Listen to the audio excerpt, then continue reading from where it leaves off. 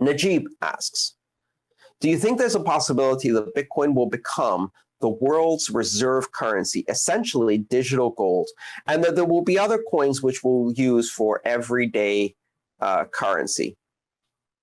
I don't know. And I think that it would surprise me, actually, if Bitcoin could only do and could only fit into the niche of digital gold. I think Bitcoin has characteristics of divisibility, transportability, flexibility that make it much more flexible than digital gold.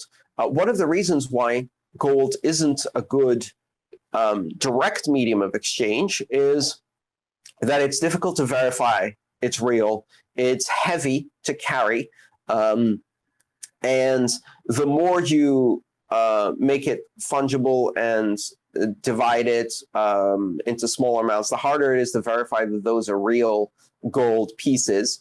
And so it ends up having this effect where it's easier to assay and verify gold in larger amounts that are stamped by reputable third parties, which creates this entire trust infrastructure.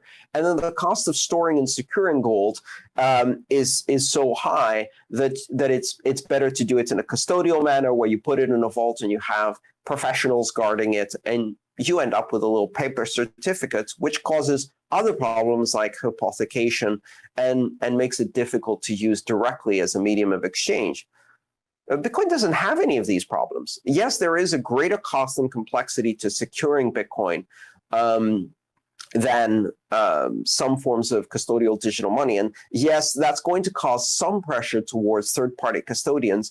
But if that pressure is less than what we have in our current traditional system, where almost everything is third-party custodians, that's still a more decentralized future.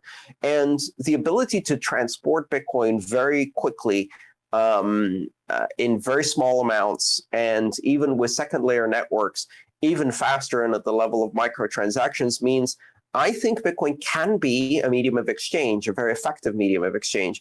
And if it's a medium of exchange and a store of value, and through use and volume and size, it reduces volatility to the point where you don't see very big fluctuations in price and it's less speculative in nature, then it can also be a unit of account. I think all three of those capabilities are within the reach of Bitcoin. And that doesn't mean there won't be other coins which we use for everyday currency. I think there will be. But I don't think Bitcoin will be just digital gold. And it may become the world reserve currency. I think the concept of a world reserve currency, a unitary world reserve currency, is no longer relevant. I think it will be one of the many reserve currencies that can be used to underpin value on other things. And there doesn't have to be only one anymore. I think that's the switching cost between reserve currencies forces us to only use one. And I don't think we live in that world anymore. We'll see. Since Bitcoin is different, how do you see the mainstream adoption, and is it going to be through Bitcoin or maybe something else which can be censored? Well, I don't think mainstream adoption is going to be mainstream adoption of one thing. And I think that's a mistake. The idea that everybody will suddenly stop using their national currency and start using only Bitcoin in replacement, I think that's the wrong mentality. We're going from a world of one choice, backed by a monopoly, often a monopoly of force, and with the corruption that comes with that, to a world of choice, where you can have the ability to use any one of perhaps thousands of currencies, and you can easily switch from one to the other in a matter of milliseconds with very little friction, very little exchange cost. So why would you commit to one currency? You would use whatever is most convenient for the particular thing you're trying to do today. Just like, arguably, your IP packets will use the route that's most efficient to getting to the final destination. If you had to set up your internet routing so that it always followed a certain path, it wouldn't be very robust. Instead, that decision is made 1,000 times a second, and you don't even think about it. When money turns into data and money becomes routable, we start thinking of money in that way. The decision, which currency am I committed to, is a decision made by my digital wallet 1,000 times a second as needed. Depends who I'm paying. Depends whether my wallet decides that the savings rate and store value capacity of one currency is better right now and invests some there. It depends on the risk setting I've set, maybe. Who knows? These are all exciting areas to explore. The idea that mainstream will pick one currency is a fiction of the past. The only reason most of us only use one currency is because the switching costs are enormous, especially when you have a government monopoly backing it and you have restrictions on currency exchanges. Otherwise, it's an unnatural state of affairs. What's your favorite food? Sorry? Apples. Okay, from now until the rest of your life, you will only eat apples. Not your favorite food anymore. Why would you do just one? Why pick just one? So, the idea that we have just one currency and can only use one currency is primarily because of artificial restrictions. I want to have a buffet of currencies. I want to be able to go back to the buffet and refill my plate with something different. And every day try something new.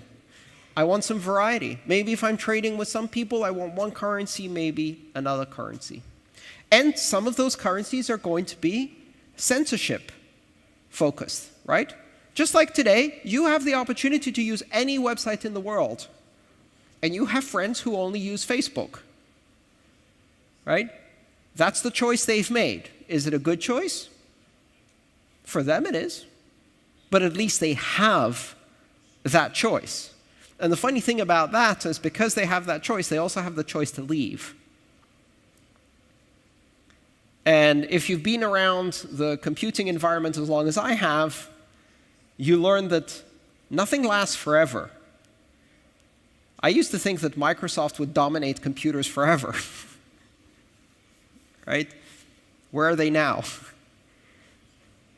They don't get to dictate choices.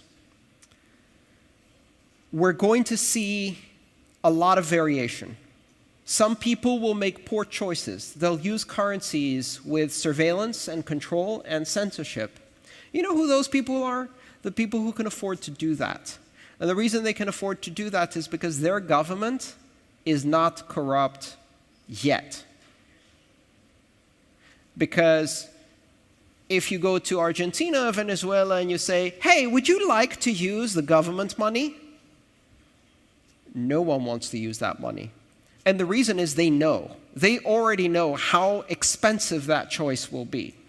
Not just expensive as in you lose part of your salary, expensive as in you lose the future of your children. And so that's a choice they will not make at all. But, you know, if you're an American, if you're German, maybe if you're Polish, and you have a Visa, and you can use that in every store, and it's easy and uncomplicated, is anybody censoring your transactions right now? Not really. Is anyone confiscating your money? Well, if you're Greek, yes. But if you're Polish, not yet. Right? So that's a lesson you will learn when it becomes necessary to learn that lesson. The end result is you will have systems that are fragile competing against systems that are robust. You will have systems that can be debased through inflation competing against systems that cannot be debased.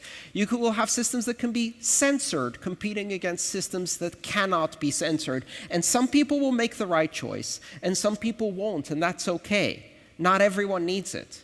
I know which choice I'm going to make. To me, the only important thing is, can I make that choice?